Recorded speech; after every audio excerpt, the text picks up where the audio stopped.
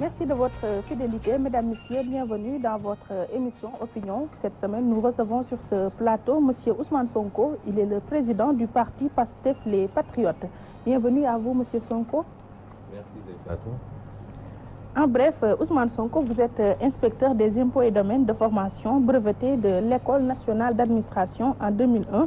En 15 ans de service, vous avez été le fondateur du premier syndicat des impôts et domaines dont vous étiez le secrétaire général pendant 8 ans. En 2014, Ousmane Sonko est porté à la tête du parti Les Patriotes du Sénégal pour le travail, l'éthique et la fraternité, PASTEF. Et depuis, vous êtes radié, depuis 2016, vous êtes radié de la fonction publique, ce qui vous confère le statut d'expert consultant présentement. A-t-on dit l'essentiel sur vous? Oui, tout. Un brûlot dans les rayons des librairies, pétrole et gaz au Sénégal, chronique d'une spoliation. Est-il disponible au Sénégal, tout d'abord? Il n'est pas encore tout à fait disponible au Sénégal. Bon, vous me permettrez d'abord de saluer vos téléspectateurs et de vous remercier pour cette invitation, qui est toujours un plaisir parce que ça nous permet au moins de nous adresser à nos compatriotes. Évidemment, nous avons fait ce travail de production et de publication d'un livre, mais qui n'est pas encore disponible au niveau des rayons ici au Sénégal. Évidemment, il y a beaucoup de Sénégalais qui Qu'est-ce qu'il explique? Ce qu'il explique, c'est que le livre a été édité hors du Sénégal, comme vous le savez, et il semblerait qu'il y ait une législation qui impose dans ces genres de situations que le livre fasse l'objet d'une autorisation de publication de la part de la direction de la surveillance du territoire, qui est une division de la police nationale. Et nous avons évidemment fait cette formalité-là depuis le jeudi passé. On nous avait donné rendez-vous pour le lundi, ce lundi écoulé. Et je me suis rendu le lundi dans les locaux de la DSC. Et le commissaire m'a dit de lui donner encore 48 heures parce qu'il était en train de lire l'ouvrage pour voir éventuellement si il n'y avait pas des éléments subversifs capables de troubler l'ordre public. C'est comme ça qu'on nous l'a dit. Évidemment, nous ne sommes pas informés n'avons pas pu voir la législation en tant que telle. Nous avons contacté quelques éditeurs pour savoir, au moins avoir les réponses. Aucun d'entre eux n'en disposait apparemment. Et nous avons également eu dans la lettre que nous avons déposée au niveau de la DC, nous avons en même temps demandé à la DC si elle voulait bien nous faire mention des références. Au moins, nous pourrons faire nos recherches pour voir la loi. Est-ce que c'est une loi qui impose qu'on demande une autorisation ou bien est-ce que c'est une formalité simplement déclarative? Dans les deux cas, est-ce que c'est enfermé dans des délais? Ainsi de suite. Nous n'avons pas aujourd'hui cette loi. Et pourquoi on parlait d'une interdiction dans le territoire? Ben ça, je crois qu'il faudrait peut-être poser la question à ceux qui en ont parlé, parce que nous n'avons jamais, j'insiste, jamais parlé d'interdiction de l'ouvrage. D'ailleurs, c'est lorsque je suis allé à Paris pour la sortie officielle du livre et son lancement, que j'ai vu à travers les médias qu'on a parlé d'interdiction. Que certains médias sont allés jusqu'à faire même des reportages sur la question, interrogeant des éditeurs, des ministres, etc. Alors que nous qui sommes les principaux concernés, moi-même qui ai écrit le livre, ou alors mes collaborateurs qui étaient là, et la DST, qui est compétente pour ce genre de questions-là, aucun des deux n'a été officiellement saisi par les médias qui en ont parlé. Et c'est pourquoi je crois la DSC, la direction des relations publiques de la police nationale, le lendemain a fait un démenti et a insisté pour dire qu'à l'avenir, il serait bon que les journalistes vérifient ces informations avant de les porter à l'attention du public. Je crois qu'il y a un organe qui a même appelé un de mes collaborateurs, qui lui a formellement dit qu'on n'en est pas encore là, parce que nous devons faire la formalité du dépôt. Et malgré tout, ils ont sorti cette information-là, comme quoi le livre serait interdit de publication au Sénégal. Il vous a fallu combien de temps pour écrire ce livre? Vous savez, ce livre, nous, c'était un défi pour nous. Nous avions un double défi, devenu d'ailleurs un triple maintenant. Le premier défi, c'était d'écrire ce livre et de l'écrire en des temps très courts. Parce que le débat s'est posé malheureusement sous forme polémique, sous forme d'une polémique. Et dans ce genre de situation-là, chacune des parties donne des versions que l'autre essaie de démentir le lendemain. Et ça crée une cacophonie. Et évidemment, la parole étant très volatile, ce que vous déclarez aujourd'hui dans une conférence de presse ou dans une émission est battu en brèche le lendemain par l'autre camp. Nous avions d'abord demandé à ce qu'on organise un débat, une confrontation entre nous qui considérions que le pétrole a été géré de manière scandaleuse et ceux qui défendaient le contraire, notamment le gouvernement. Ce que l'autre camp n'a jamais accepté parce qu'il n'accepte même plus de faire des conférences de presse à poursuivre des débats. Il se limite à faire des déclarations de presse où on réunit des journalistes dans une salle, le Premier ministre vient lire un texte qu'on remet aux journalistes, il n'y a pas de questions, chacun s'en va. Alors, nous avions considéré que dans ces conditions... Oui, et nous avons considéré que dans ces conditions-là, il était très difficile pour le public, pour les concitoyens, de se faire une opinion réelle. Et nous avions dit, puisque la parole est volatile, mais l'écrit demeure, il était bon que nous nous concentrions avec tous les éléments que nous avions collectés autour de cette affaire-là pour écrire un livre qui, lui, va demeurer ad vitam aeternam et imposer un débat maintenant, parce qu'à partir du moment où on l'a fait, celui qui veut nous démentir, il va falloir qu'il utilise le même procédé ou qu'il accepte de venir débattre avec nous publiquement et le peuple se fera une opinion. Donc, puisque c'était un défi, on s'est enfermé pour écrire le livre en à peine un mois. Oui. Donc, l'écriture est allée très vite. Évidemment, après, le second défi allait intervenir, c'est publier le livre. Parce qu'on ne l'a pas écrit pour qu'il dorme dans les tiroirs. Là, on s'est... C'est en un mois que vous avez écrit ce livre? Oui, en un mois. Et en collaborant aussi avec des proches qui relisaient progressivement. Et quand on a terminé, nous nous sommes approchés de quelques éditeurs. Je pèse bien mes mots parce que là aussi ça a été une information donnée que Sonko aurait dit qu'il a fait le tour des éditeurs. Je ne connais même pas le nombre d'éditeurs qu'il y a au Sénégal. Je crois qu'il y en a une cinquantaine d'après ce qu'on me dit. J'ai pu en contacter quelques-uns avec qui j'ai peut-être des relations, 3 ou 4. Et certains, après avoir lu le manuscrit, ont considéré que ce genre de manuscrit posait un peu de problème à être publié au Sénégal par un éditeur sénégalais, puisqu'il pouvait après subir les foudres de l'État. Et c'est certains même qui nous ont recommandé à un éditeur qui est hors du pays. Donc le second défi, c'était que le livre soit publié. Et le débat qu'on a voulu entretenir sur pourquoi le Sénégal, pourquoi la France, c'est pas ça l'important, parce que j'ai dit, même s'il fallait aller en Chine pour le publier, nous irions en Chine, parce que nous ne l'avions pas écrit pour le garder dans le tiroir. Oui. Maintenant, aujourd'hui, le livre a été écrit, il a été publié, mais puisqu'il est publié hors du Sénégal, ça induit un troisième défi. Et ce défi-là, c'est, puisque aujourd'hui, au niveau de la diaspora de l'Europe, le livre est acheté par beaucoup de concitoyens. Rien que le jour de la cérémonie du lancement, l'éditeur en avait imprimé 265 qui ont été tous achetés et il y a une longue liste de commandes. Oui. Nous considérons que les concitoyens qui vivent ici au Sénégal sont beaucoup plus nombreux, ont droit à pouvoir accéder à cet ouvrage pour se faire une opinion. Certains confrères vous accusent de vouloir créer le buzz autour de la sortie du livre. Non, moi je pense que ces termes de buzz ou de je ne sais quoi, ça... Avec ces rumeurs véhiculées par rapport à l'interdiction du livre. Oui, mais je vous dis que moi je n'ai jamais... Est-ce que quelqu'un peut sortir un seul élément où Ousmane Sonko a parlé d'interdiction du livre? Je crois que je viens de donner des explications. C'est peut-être certains de vos confrères qui sont allés plus vite que la musique pour dire que le livre serait interdit. Je n'en ai jamais parlé et depuis Paris d'ailleurs, j'ai démenti parce que je crois que c'est la radio RFM qui m'a joint la nuit même et j'ai expliqué que nous n'en étions pas là. Donc s'il y a des gens qui ont créé des rumeurs, ce n'est pas nous. Je n'essaie pas d'être dans des formules de buzz ou je ne sais quoi. Nous essayons de nous inscrire dans une action sérieuse, pérenne, constante, étalée dans le temps. Et donc c'est tout le contraire de, je ne sais pas, buzz ou quelque chose comme ça. Avec qui voulez-vous avoir un débat public? Avec ceux qui ont été au cœur de cette affaire-là.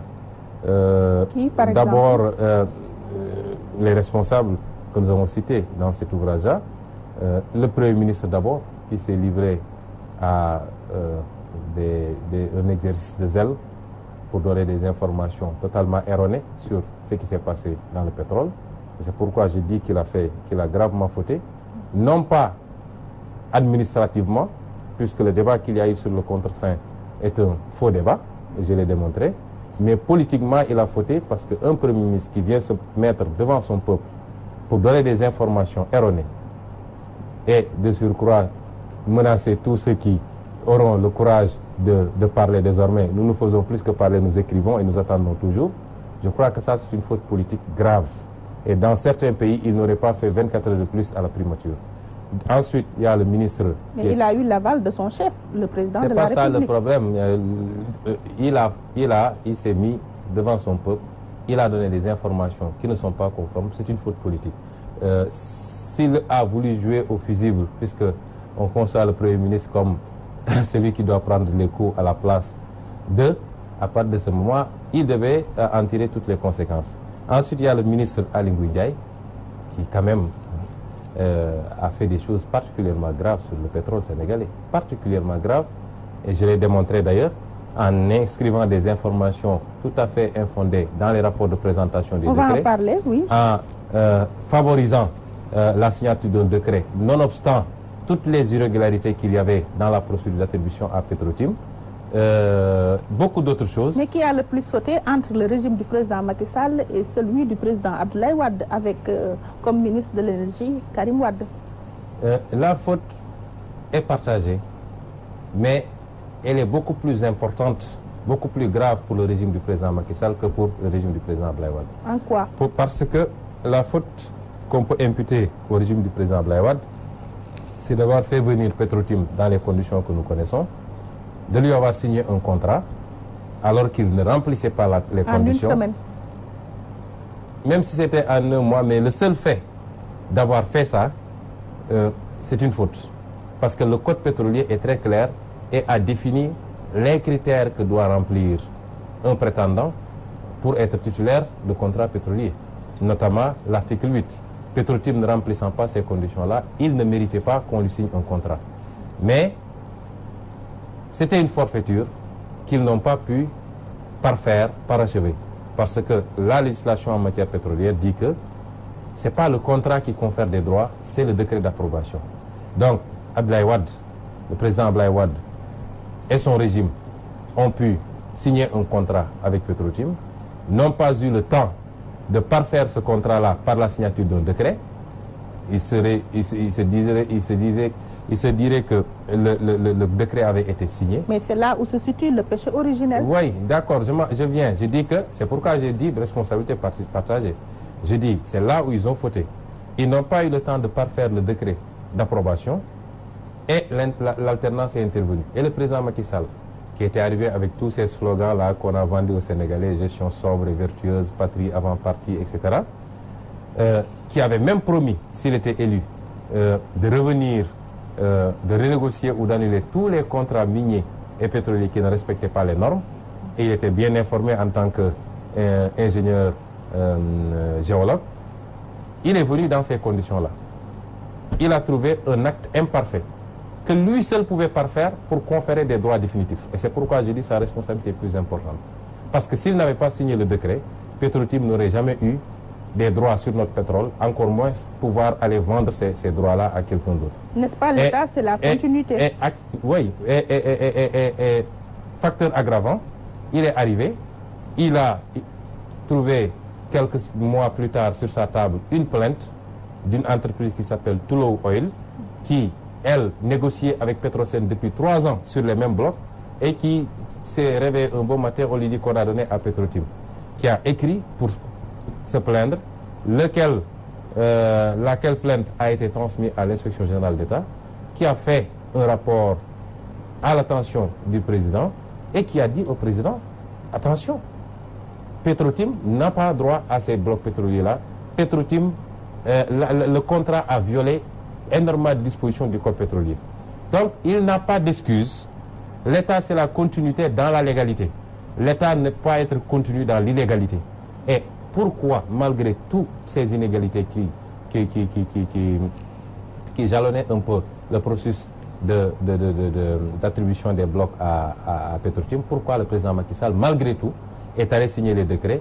Alors, la bonne question, c'est toujours de se demander qu'est-ce qui est intervenu entre-temps pour que le président change d'avis. Et si vous regardez bien, vous verrez que entre-temps, il y a l'entrée en scène de Aliou Sall, qui a été dépoussiéré par Petrotim, nommé administrateur général, avec mandat de créer Petrotim Sénégal. Pour la forme, c'est un ouvrage de 250 pages et dans le fond, le titre, tout d'abord, Chronique d'une spoliation, nous intéresse. Pourquoi vous parlez d'une spoliation? Oui, d'abord, pourquoi chronique? J'ai voulu avoir une démarche chronologique qui commence par rétablir la vérité des faits sur l'histoire de la prospection pétrolière au Sénégal, parce que M. Abdallah Boun Dionne, qui est devenu un très grand expert pétrolier et qui dit que tous les autres ne doivent pas en parler d'ailleurs, dans sa déclaration de presse de l'année dernière... On a l'impression que vous lui en voulez. Absolument pas, absolument pas. Je suis même amusé quelquefois de voir tous ces efforts fournis pour justifier l'injustifiable. Vous voyez, c'est avec le sourire même que, alors que le thème est très sérieux, mais je suis quelquefois amusé de voir à quel point nos hommes politiques, quelquefois, peuvent aller loin pour justifier l'injustifiable. Mais je disais simplement que il a, lors de sa déclaration de presse de l'année dernière, je crois que c'est la déclaration de presse, il a expliqué comme si le pétrole était arrivé au Sénégal avec Macky Sall. Il a même utilisé une formule Wolof. C'est seulement avec Macky Sall, les Wolof diraient tomber waral ay gaf. C'est dans sa déclaration qu'on a découvert. J'ai voulu quand même rappeler que depuis 1952, au Sénégal, il y a eu avec des succès variables, puisque les premières découvertes... mais minimes par rapport à... Oui, j'y viens, je dis parce que c'est un processus. Vous savez, une fois qu'on commence à découvrir quelque part, c'est le même bassin. On sait qu'en principe, il y en a, et ça encourage les gens à continuer à chercher. Et nous savons que depuis les années 60, on a découvert du pétrole vers Casamance, dans le dôme flore de Casamance, en quantité, mais on avait considéré que l'exploitation ne serait pas rentable parce que la qualité du pétrole, les gens ont laissé tomber. Il y a eu d'autres petites découvertes, y compris jusqu'en 1998, le gaz qu'on a découvert à Gadiaga, qui est exploité depuis 2004 par la société américaine Forteza dans des conditions tout à fait, je le développe ici. Personne au Sénégal ne sait qu'est-ce que nous rapporte réellement ce gaz de Gadiaga. Donc, j'ai voulu simplement dire qu'il y a eu un processus, il y a eu des découvertes, même si c'est quelquefois de petites quantités, ainsi de suite, de pétrole et de gaz, qui ont progressivement à penser qu'on pouvait faire quelque chose. On a trouvé du pétrole, on en trouvera peut-être encore plus, on a trouvé du gaz.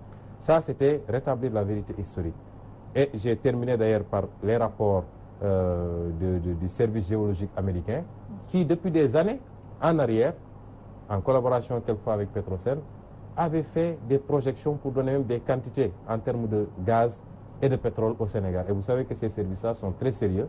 Et M. Macky Sall ne peut pas dire qu'il ne savait pas parce qu'il était directeur de la banque de données jusqu'à DG de Petrosen, ministre des Mines et de l'Énergie. Il savait tout ça. Et c'est ça qui fait que c'est plus grave encore parce qu'il ne peut pas plaider l'ignorance sur la question. Ensuite, j'ai voulu rétablir le cadre légal et réglementaire parce que le pétrole, c'est réglementé. Vous savez, quand j'entends le président Macky Sall et toute son équipe dire que ouais, le pétrole c'est quelque chose de technique, il ne faut pas en parler, ceux qui savent ne peuvent pas parler, j'ai dit attention, ouais. Récemment, il a dit que en parle, mais il ne maîtrise pas le dossier. Oui, mais vous savez, moi j'ai fait un livre de 250 pages. Et d'ailleurs, j'attends pour voir est-ce qu'ils vont l'autoriser ou l'interdire.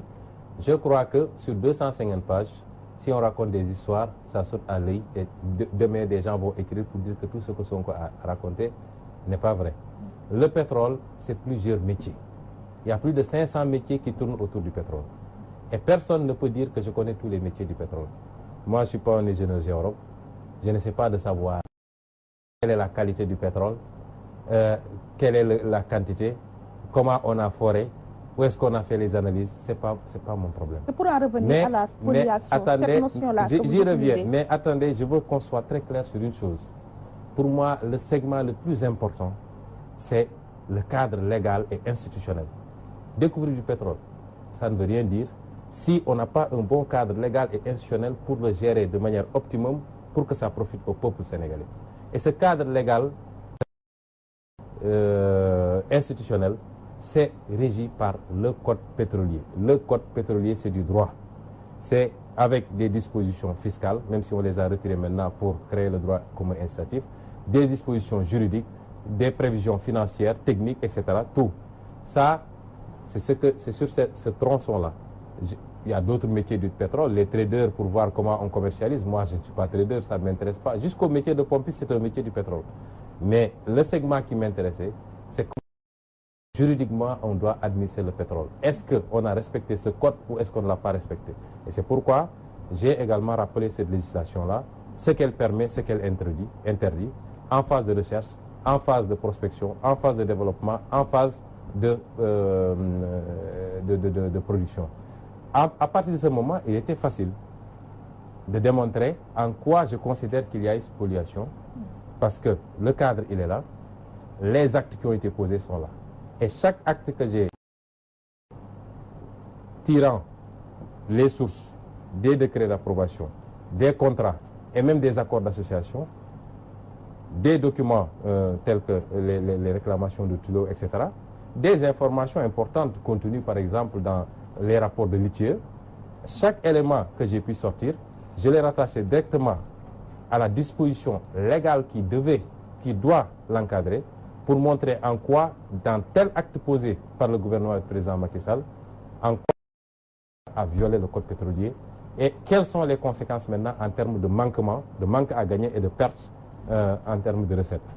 Et c'est pourquoi j'ai dit il y a eu spoliation parce que rappelez-vous que le pétrole, le gaz, l'or, le phosphate, toutes les ressources naturelles, qu'est-ce que la Constitution dit? L'article 25.2 qu'on a voté récemment, que les ressources naturelles appartiennent au peuple sénégalais. Les ressources appartiennent au peuple, elles n'appartiennent pas à Macky Sall, ni à son frère, ni à son premier ministre, ni personne. Elles appartiennent à 14 millions de Sénégalais qui ont tous les mêmes droits. Et le code minier, le code pétrolier revient pour dire l'État maintenant a un pouvoir d'administration. C'est souveraineté, c'est le peuple. Mais il ne dispose que de 10%. Oui, non, ça c'est une autre phase.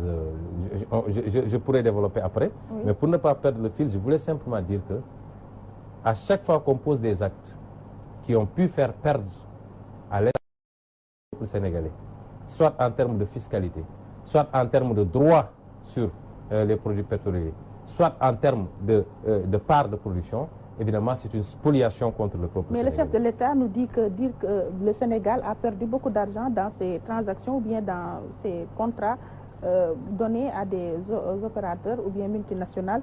C'est manquer de respect même envers ou bien vis-à-vis des gens qui nous gouvernent. Donc je leur manque de respect parce que le Sénégal a beaucoup perdu. Le Sénégal a perdu parce que d'abord... À combien vous estimez cet argent? C'est difficile à estimer. Je donne un exemple très simple. Sur le plan fiscal, il y a le débat de fond et les conséquences après. Le débat de fond, c'est de dire, est-ce que lorsque nous donnons un titre minier, des droits miniers à une entreprise qui se retourne pour vendre ces droits-là, est-ce que cette opération de cession est fiscalisable ou pas? Et là, que le gouvernement se cache derrière son petit doigt en invoquant l'article 48 du code pétrolier qui ne dit absolument pas ça. Allez interroger n'importe quel spécialiste de la fiscalité.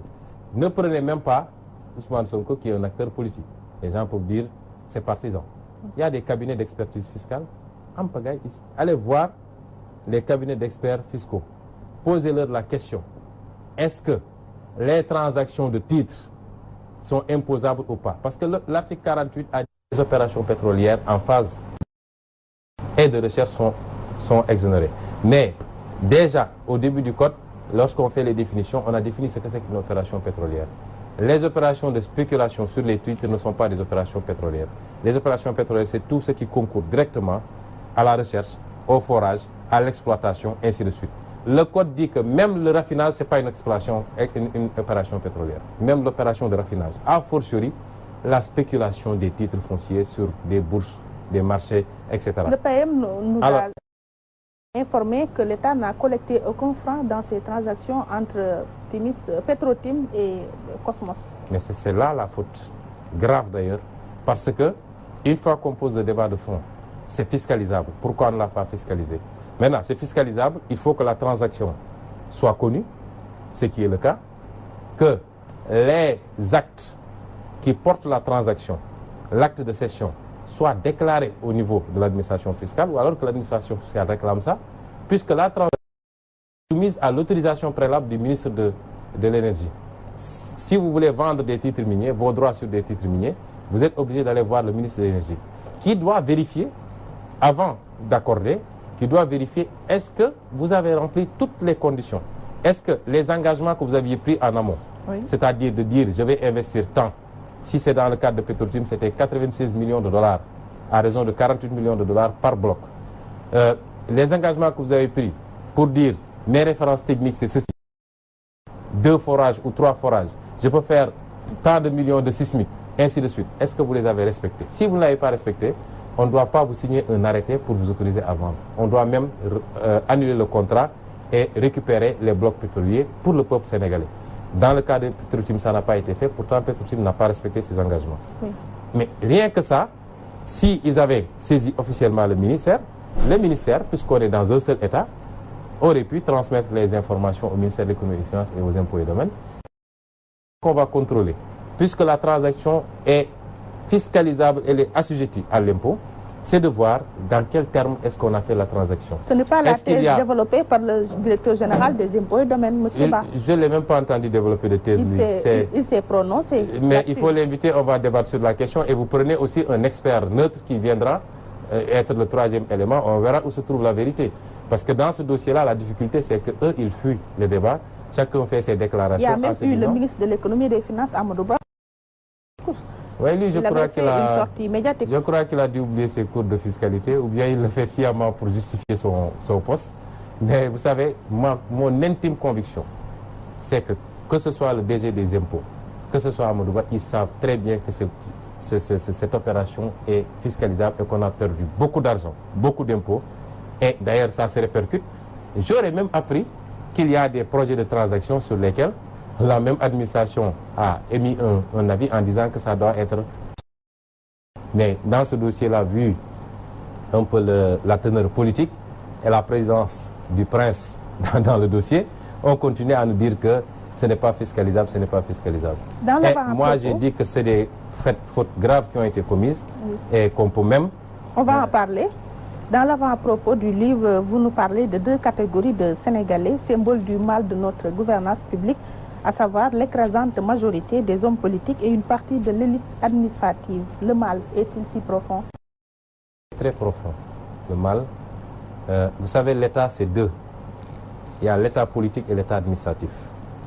L'État politique est celui qui est là en vertu d'un mandat et qui est décideur. L'État administratif, c'est celui qui est là en vertu d'un concours ou d'un recrutement, quelle que soit la forme, et qui est là pour faire carrière jusqu'à la retraite. C'est ces 2 aspects-là qui font tourner l'État. Et je considère même que quelquefois l'État administratif est plus important que l'État politique. On réussit à bâtir une administration républicaine, une administration qui a prêté serment de servir un peuple et non pas des hommes, et qui se met au-dessus des contingents, ce qui n'est plus le cas. Parce qu'aujourd'hui, regardez ce qui se passe par exemple à la DGID. Tous les directeurs, en tout cas la majorité des directeurs sont de la paire et organisent des meetings à coût de centaines de millions. Comment voulez-vous que dans la gestion de responsabilité, ils puissent être neutres ou alors être des républicains? Je ne le pense pas parce qu'ils sont déjà trop... À mon avis, lorsqu'un haut fonctionnaire assume de faire de la politique, il doit abandonner un certain niveau de responsabilité administrative. C'est un choix à faire. Est-ce que c'était votre cas? Parce que vous étiez inspecteur de classe exceptionnelle. Je n'ai pas atteint classe exceptionnelle, je suis inspecteur principal des impôts et des domaines. Merci. Il m'aurait fallu peut-être faire 25 ans pour être classe exceptionnelle, ce qu'on ne m'a pas laissé faire. Bon, mais de toute façon, nous, on a fait des choix, on les a assumés. Et tous ceux qui étaient assez proches de nous savent que nous avons toujours dit, nous ne voulons pas de poste de directeur ou de directeur général ou de quoi que ce soit. Nous restons sur les postes techniques parce que nous avons fait ce choix-là. D'abord en tant que syndicaliste, et ensuite en tant qu'acteur politique. Mais je dis, cet État-là, l'État administratif, il est très malade. Il est complètement malade. Il est gangréné par le népotisme, par le clientélisme, par vraiment l'existence également de la corruption. Ce n'est pas tout le monde qui est corrompu. Je connais énormément de fonctionnaires extraordinaires, mais nous ne pouvons pas aussi ne pas souligner qu'il y a ces pratiques-là dans les administrations. Il est gangréné par la politisation. L'État politique, n'en parlons pas. Vous voyez le type d'acteurs politiques que nous avons, des gens qui ne conçoivent la politique comme un moyen de parvenir, de se rattraper là où ils ont peut-être socialement échoué, là où leur étude ou leur travail ou leur effort ne les amène pas. Et c'est pourquoi dès qu'ils sont là, ils profitent pour s'enrichir, au détriment maintenant du peuple, parce que le peuple qu'ils prennent pour mener le train de vie que vous voyez souvent. Vous voyez des gens qui, avant-hier, n'avaient même pas de quoi se payer le car rapide. Dès qu'ils arrivent au pouvoir, c'est des immeubles qui poussent un peu partout. Et c'est ça notre problème. Et c'est parce que nous n'avons pas réussi aujourd'hui, là où on devait réussir. Il y a 1 an, le président Macky Sall nous a vendu un référendum qui n'a fait aucune réforme consistante en termes de consolidation de nos institutions. Comment vous pouvez faire un référendum en disant que vous renforcez le pouvoir de la justice? La justice, c'est faire passer les sages du Conseil constitutionnel de 5 à 7, ce qui est ridicule. Et aujourd'hui, nous voyons la situation de la justice où les magistrats eux-mêmes tapent sur la table pour dire indépendance de la justice. Et c'est ça notre problème. On a des politiciens qui ne réfléchissent que par rapport à la consolidation de leur pouvoir, par rapport à l'accaparement et l'exclusivité sur le pouvoir d'État, qu'on n'utilise même pas pour transformer qualitativement le sort des populations, mais qu'on utilise pour brimer des opposants, pour casser, pour radier, pour enfermer, pour limoger. Et c'est ça le drame de notre pays. Si on veut maintenant guérir de cette maladie-là, il va falloir que les populations s'assument en mettant un terme à un système politique qui a assez duré. Parlant des décrets approuvant les contrats de recherche, vous nous informez que Wade en a signé 5 en 12 ans, tandis que Macky 12 en 4 ans. Qu'est-ce qu'il faut comprendre là-dessus? Ce qu'il faut comprendre, c'est que le gouvernement de Macky Sall a beaucoup signé en termes de décrets d'approbation. Nous ne savons pas pourquoi il y a toute cette précipitation-là. Nous pensons que, du moment où on a dit qu'on a découvert du pétrole, nous devions être beaucoup plus posés, beaucoup plus prudents. En profiter pour faire les réformes. D'abord, réformer le code pétrolier. Le code pétrolier, le premier, qui était simplement une ordonnance qui n'était pas encore codifiée, date de 1962, je crois, ce qui veut dire que le Sénégal, très tôt, a senti la nécessité de se doter d'une législation. Celui de 1998 qui a remplacé un autre code de 1986. Tous ces codes-là ont été votés sous le sceau de l'incitation à l'investissement, sous le sceau de l'attractivité. C'est quand vous voulez attirer des investisseurs, vous êtes obligé de créer un système incitatif en leur disant vous aurez des exonérations fiscales, vous aurez telle facilité administrative, vous aurez telle facilité d'implantation, l'accès aux fonciers, etc., etc. Mais à partir du moment où un gouvernement responsable aurait dû dire je bloque les choses en attendant. Je réforme d'abord mon code pour que le code soit maintenant beaucoup plus favorable au Sénégal. Et dans les propositions que j'ai faites dans la 3e partie du livre, j'ai donné des pistes très concrètes que ce code il doit être réformé, en profondeur d'ailleurs.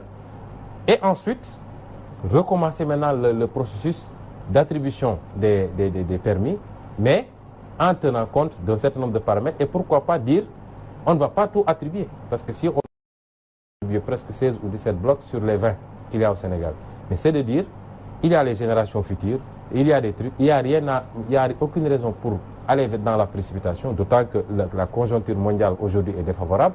Le prix du baril est complètement par terre parce que les États-Unis exploitent le gaz de schiste et le pétrole de schiste, ce qui en fait presque le premier producteur. Ils peuvent manipuler le dollar et à partir de ce moment casser le prix, ce qui fait que le Venezuela souffre, l'Arabie Saoudite a souffert, tout le monde souffre, a fortiori le Sénégal qui veut entrer et qui va être confronté à ces difficultés-là. Pourquoi s'empresser de signer à gauche, à droite des contrats avec un code qui ne nous est pas tout à fait favorable? C'était le moment de s'arrêter, de s'inspirer de l'exemple norvégien, de l'exemple ghanéen, de l'exemple péruvien et dire réformons d'abord notre code avant de continuer l'exploitation par rapport à ces questions-là. Et pourquoi vous doutez des sociétés détentrices de permis? Ben, parce que c'est des sociétés qui ne sont pas crédibles pour la plupart. Je l'ai démontré ici. Je dis, le profil de ces sociétés-là, il y a 3 choses qui vont vous frapper. Premièrement, c'est toutes, en tout cas la majorité des sociétés qui sont domiciliées dans des paradis fiscaux. Je ne sais pas si tout le monde sait ce que c'est, mais un paradis fiscal, c'est un espace géographique à fiscalité nulle ou très très faible. Et les gens se déplacent vers ces espaces-là pour pouvoir contourner les législations fiscales, y mettre la société mère, ensuite, après, par le biais des transferts indirects de bénéfices, ainsi de suite, ils vont contourner la législation locale sénégalaise pour ne pas payer correctement leur impôt. La deuxième chose, c'est que c'est des sociétés qui, la plupart du temps, ont été épinglées, ou ceux qui ont créé ces sociétés-là.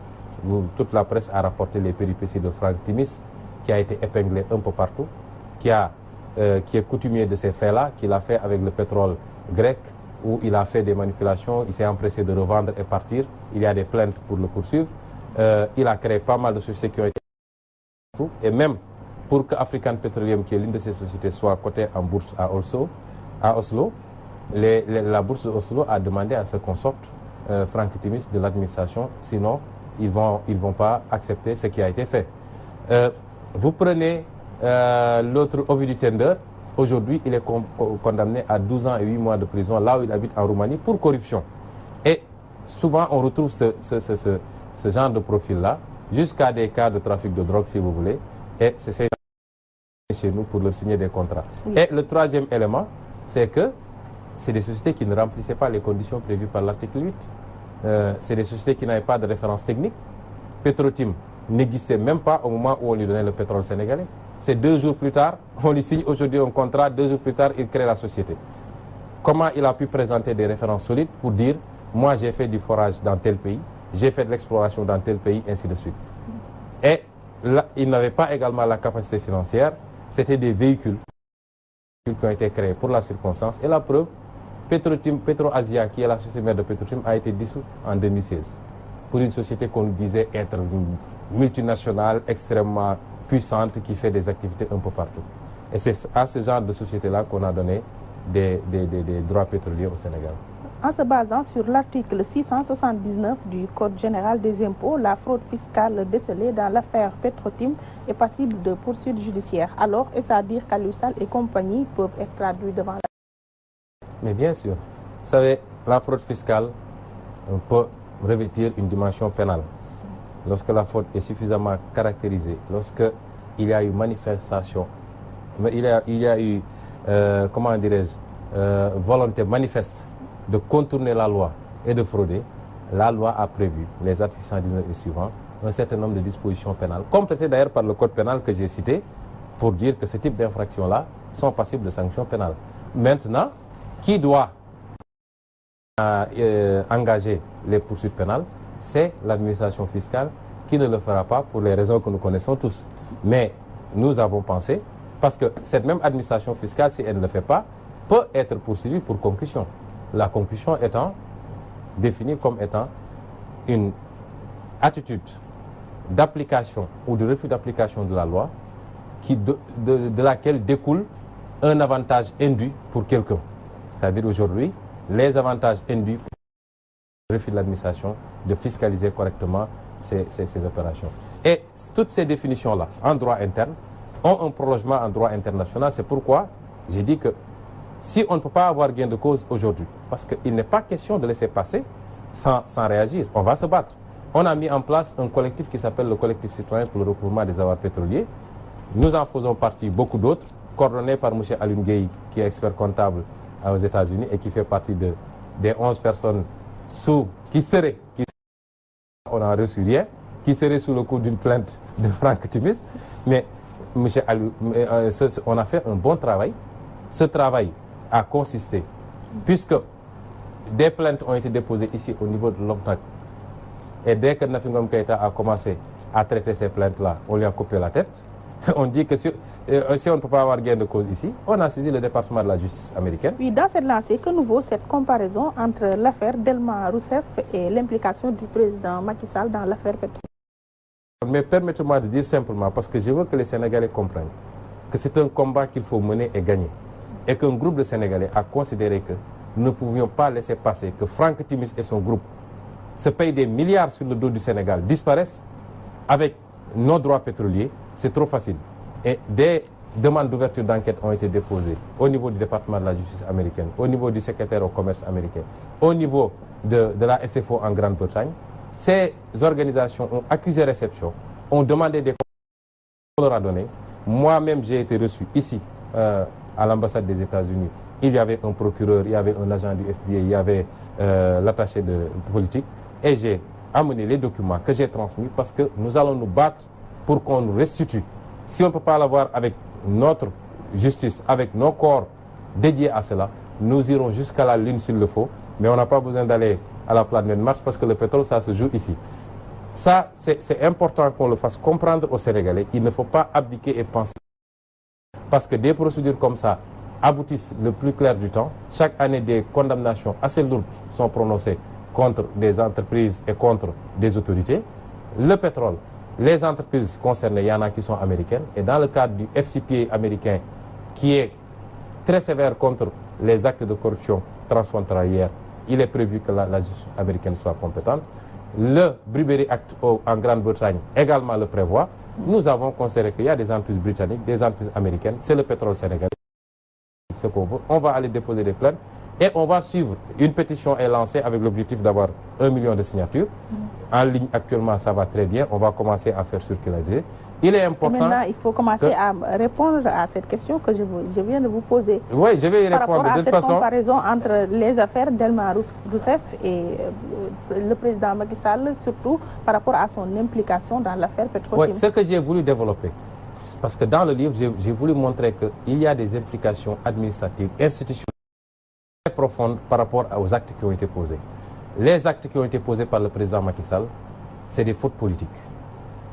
Dans un pays normal, dans un pays où la législation a véritablement évolué... Les fautes politiques sont sanctionnées par l'électorat. Non, les fautes politiques peuvent faire l'objet de procédures de destitution, d'abord, avant l'électorat. Notre constitution ne prévoit pas, parce qu'il y a deux types de fautes pour un acteur politique de ce niveau. Faute politique et faute pénale, si je peux l'appeler ici. Notre constitution prévoit la faute pénale du président de la République. Mais elle a tellement encadré qu'il est difficile de la mettre en branle. Il faut une haute cour de justice, il faut des maîtres de saisine, la composition, ainsi de suite. Mais à côté, il faut prévoir également la faute politique. La faute politique, ça veut dire que si un président de la République pose des actes graves, le peuple peut se lever, manifester et dire on n'est pas d'accord, et le Parlement va enclencher une procédure de destitution. Au Brésil, c'est ce qui est arrivé en Corée du Sud récemment, pour permettre de destituer ce président-là. La France que nous copions, la France a réformé sa constitution, sa loi depuis 2007, pour introduire maintenant la faute politique. On peut enclencher une procédure de destitution contre le président de la République. Et c'est ce rapprochement que j'ai voulu faire en disant que nos présidents, ils peuvent se permettre tout ce qu'ils veulent. Après, on va dire immunité juridictionnelle. Celui qui termine son mandat, tu vas te coucher à Paris ou à, je crois que si c'est dans le cas des puisqu'il a une maison aux États-Unis, il va se coucher là-bas. Et on recommence comme si de rien n'était. Il faut que nous arrivions à des situations où les acteurs politiques comprennent que la souveraineté appartient au peuple, qui la délègue. Ils ne sont que délégataires. Et que certains abus ne sont pas acceptables. Quand on arrivera à cela, vous verrez nos acteurs politiques marcher droit dans le dos. D'après la Constitution, le chef de l'État n'est poursuivi qu'à travers une haute trahison. C'est pourquoi je dis qu'il faut réformer. Vous savez, c'est quand on instaure des institutions fortes qu'on bâtit un pays. Vous allez aux États-Unis, ils peuvent avoir un président médiocre. Mais l'impact n'est pas important parce que les pouvoirs du président sont clairs, les pouvoirs de la justice sont clairs, les pouvoirs du Parlement sont clairs. Et Donald Trump qui signe ces décrets. Et c'est un petit juge de Hawaï qui dit le décret est non conforme à la Constitution, je bloque. Et quel est le juge qui le fera ici au Sénégal? Il faut des institutions fortes. Mais tant qu'on aura tous les pouvoirs concentrés entre les mains d'un homme qui pense avoir un pouvoir de vie et de mort sur tout le monde, surtout de vie et de mort professionnelle, vous n'aurez pas de résultat. Et c'est pourquoi nous avons dit, ce dossier-là est révélateur. Parce que si on avait inscrit dans notre constitution des procédures de destitution du président de la République en cas de faute lourde, et que le peuple soit bien formé et informé sur ces enjeux, et qu'on se rende compte que sur le pétrole, les actes qui ont été posés sont des actes contre le peuple sénégalais, le peuple allait sortir pour réclamer des mesures qui peuvent aller de sanctions administratives ou politiques contre les ministres concernés jusqu'à une mesure de destitution du président de la République. Venons-en aux responsabilités des premiers ministres Abdoul Mbaye, Mohamed Boun Abdallah Dionne, mais aussi des ministres comme Ali Ngouille Ndiaye et Amadou Ba. À quelle échelle vous mesuriez leur faute? J'ai dit tantôt que la faute des premiers ministres, oui. Vous savez, ce qui est cocasse dans ce débat, c'est que nos amis du pouvoir, à un moment donné, n'ont eu d'argument que de dire que voilà, c'est Abdoul Mbaye qui a signé le décret. Ça c'est inquiétant. C'est comme s'il disait oui, attendez, je vais venir dans le fond. Parlons d'abord de la forme. C'est un aveu. C'est de dire que oui, même si on a fauté, on n'a pas fauté seul. C'est l'autre qui a signé. C'est un aveu et c'est grave pour des gouvernants de se focaliser sur ça, sur le partage d'une responsabilité dans la commission d'une faute. Deuxièmement, la faute du Premier ministre. Je l'ai développé. Vous savez, le contre-saint ne crée pas de co-responsabilité dans un acte. Ça, tous les juristes publicistes sont d'accord. Le contre-saint est un acte, est une signature qu'on appose pour authentifier la signature du titulaire, une responsabilité de celui qui a contresigné quant à l'application de l'acte, l'exécution de l'acte. Par contre, un acte, un décret, les responsables, c'est le président de la République qui a signé, qui a le pouvoir de signature, et le ministre qui a fait le rapport de présentation. Parce que le rapport de présentation est extrêmement important dans un décret. C'est lui qui dit au président pourquoi tu dois signer. Pourquoi, quelles sont les conditions qui ont été remplies, etc., pour que vous deviez signer. À ce moment, si on doit l'apprécier concrètement par rapport à cette situation, Ali Ngouille Ndiaye, qui a fait les rapports de présentation, en y inscrivant des informations particulièrement fausses, a la plus grande responsabilité par rapport au décret, en plus du président Macky Sall qui l'a signé. Il est dans la même situation que l'ancien DG de Petrosen qui avait suivi les instructions du ministre Karim Wade. Vous savez, quand vous regardez d'ailleurs, le Sénégal est un pays particulier. L'ancien DG du Petrosen, si vous regardez le rapport de l'IGE, parce que nous en avons des extraits assez importants d'ailleurs, si vous voyez les positions que beaucoup d'autorités techniques de Petrosen avaient développées en disant qu'on n'aurait pas dû donner à Petrotim. Et ces mêmes personnes, les déclarations qu'ils font aujourd'hui, vous dites on est dans quel pays? Et c'est ça, malheureusement, le Sénégal. Maintenant, après, la responsabilité, évidemment, du Premier ministre, je dis, Mohamed Boun Abdallah Dionne, c'est moins d'avoir contresigné, et c'est valable jusqu'à présent s'il continue à contresigner, mais c'est le fait d'aller devant le public, en conférence de presse, et dire des choses qui ne sont pas conformes à la réalité, et qui ont été même démenties 2 jours plus tard par la déclaration de Franck Timis. Par exemple, il a dit qu'il n'y a jamais eu d'échange d'argent dans les transactions. Or, Franck Timis, quand il est venu, qu'est-ce qu'il a dit?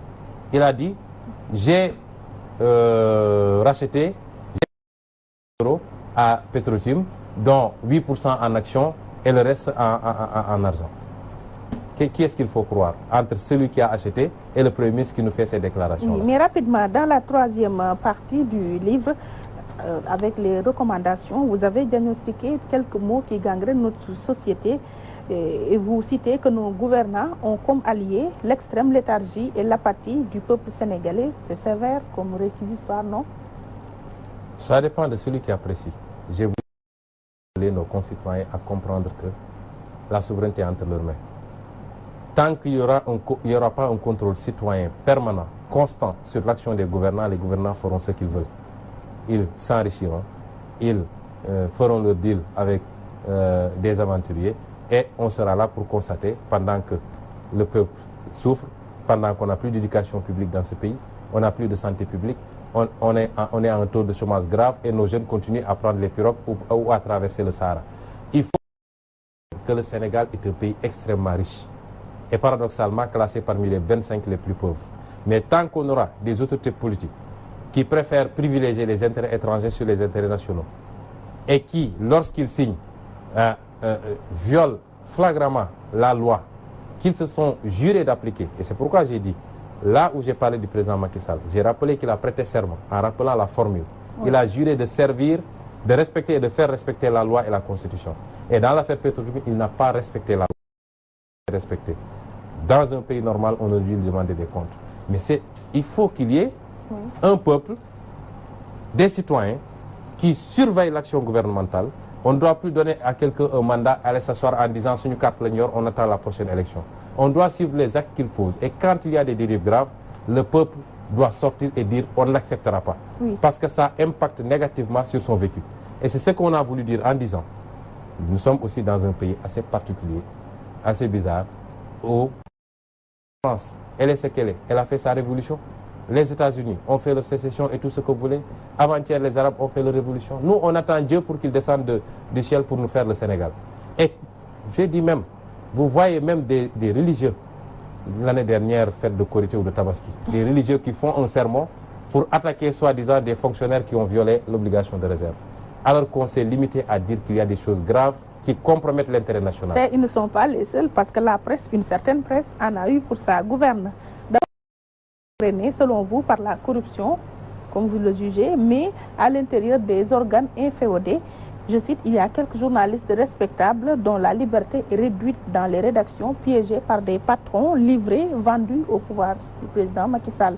C'est votre appréciation? C'est mon appréciation et je l'assume. Vous savez, il ne faut pas qu'on essaie d'instaurer une dictature de la presse dans ce pays. La presse est une composante importante. Je n'aimerais pas utiliser le terme de pouvoir. Je considère que c'est une composante importante qu'il faut soutenir, encourager. Je suis pour un plan d'urgence.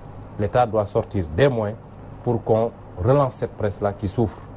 Parce que la presse est importante pour une démocratie de qualité. Elle est importante pour l'information du citoyen et donc pour la qualité du choix au moment de prendre une décision. Et la presse sénégalaise a beaucoup fait pour la démocratie dans ce pays, il faut le reconnaître. Mais n'oublions pas que la presse est un service public. Ici, on dit tel groupe appartient à tel. Il y a deux choses. La fréquence, comme dit la loi, elle appartient au peuple sénégalais.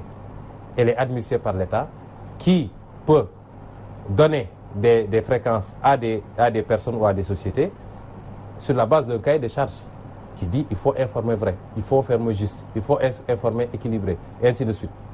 Est-ce qu'aujourd'hui la presse peut dire qu'elle respecte cela? L'information équilibrée. La RTS ne le fait pas, certains médias privés ne le font pas. S'ils consacrent 1 heure de temps au pouvoir, ils consacrent juste 5 minutes. Vous avez des médias qui organisent des tribunes où on passe 2 heures de temps ou 1 heure de temps à casser du sucre sur quelqu'un, sur un adversaire, etc., sans même créer la contradiction ou ouvrir l'antenne aux autres. Oui. Il faut qu'on dénonce les tares partout. Je ne peux pas prendre un chapitre entier, un paragraphe entier, plus de 6 pages que je consacre à mon administration, que je diagnostique sans complaisance, et ne pas dire qu'aujourd'hui on a des problèmes avec une certaine presse. Oui. Je n'ai jamais voulu généraliser parce que j'estime pour beaucoup de journalistes que je connais, je sais que c'est des gens sérieux, honnêtes, intègres, comme il y a des inspecteurs des impôts, de la douane et de partout. Oui. Mais il faut qu'on dise, et là où les faits me confirment, vous avez vu des journalistes qui après sont allés jusqu'à dire boycottons le livre de Sonko. Mais c'est méconnaître son travail. Parce que moi, je suis inspecteur des impôts. Il y a 2 ans ou 3 ans, la presse a titré impôts et domaine de l'administration la plus corrompue. Moi, je ne suis pas corrompu, je ne me sens pas concerné, ce n'est pas mon problème. Mais le même journaliste qui a écrit cet article-là, s'il vient dans mon bureau parce qu'il a un papier que je dois lui délivrer, je lui délivre le débat, le papier, et si on doit avoir un débat après, on a notre débat. Oui. Donc, le service public de l'information ne se gère pas de manière subjective. Oui, mais si Sonko a un contenu qu'il faut révéler, il faut le révéler et après tenir son débat avec Sonko indépendamment de... Le temps qui nous était imparti est fini, mais avant de nous quitter, l'on s'achemine vers les législatives. Est-ce que vous allez y participer? Bien sûr, nous allons y participer, Inch'Allah. Sous quelle bannière? sous la bannière d'une coalition qu'on est en train de finaliser. Avec qui on pourrait savoir? Avec beaucoup d'acteurs. Je crois que dans les 48 heures, vous en saurez, parce que ce que j'ai appris, nous, c'est nos premières élections auxquelles nous allons participer. Nous apprenons assez vite quand même. Et l'une des choses que j'ai appris, c'est que jusqu'au dernier moment, c'est des discussions. Je ne voudrais pas annoncer ici des formations. Pour tester votre poids, vous n'êtes pas allé seul? Parce que, d'abord, nous avons été approchés par beaucoup d'acteurs que nous considérons être conformes à nos principes. En tout cas, nous pensons partager le maximum de valeurs et de principes. Et que l'objectif, c'est de construire un projet à partir de ces législatives. Peut-être que tout ce beau monde se retrouvera dans une seule formation politique après, ou alors en perspective des présidentielles à venir. Nous avions pensé que nous sommes une jeune formation politique qui s'est lancée sur la scène politique depuis presque, si je prends la date de reconnaissance officielle en 2015, depuis 2 ans maintenant, oui. Qui a fait beaucoup de travail, mais qui n'a pas la prétention de dire que nous avons construit un appareil mondial. Nous allons continuer à nous ouvrir, mais nous sommes dans un projet. À chaque étape, il peut y avoir des échéances à affronter. C'est le cas des législatives. Oui. Nous les affrontons par rapport à ce projet. Donc, nous allons, oui. Et je tiens à dire d'ailleurs que ce matin, c'est la presse qui m'a appris que j'étais en coalition avec M. Abdoul Mbaye et que nous tenions une conférence de presse aujourd'hui pour annoncer aux Sénégalais cette conférence de presse. Non, je dis que c'est la presse qui me l'a appris. J'aurais même aimé qu'on me dise où ça se tient et à quelle heure. Je vous remercie, Ousmane Sonko. Je rappelle que vous êtes le président du parti PASTEF et que vous êtes l'auteur de l'ouvrage Pétrole et gaz au Sénégal, chronique d'une spoliation, dans l'émission Opinion. Merci Ndeye Fatou. Merci à nos auditeurs et téléspectateurs qui nous ont prêté attention. Grand merci à Cheikh Tidiane Diop qui a réalisé cette émission au plan technique. Merci à Oustaz Hassan Diouf pour la coordination et Ousseynou Sall pour la décoration. Excellente semaine à vous. Bon début de Ramadan à tous les musulmans et musulmanes. Merci à vous.